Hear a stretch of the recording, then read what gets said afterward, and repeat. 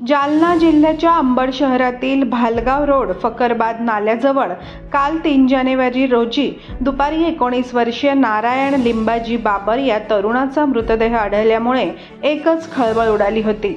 नारायण बाबर हा 2 जानेवारीपासून बेपत्ता होता।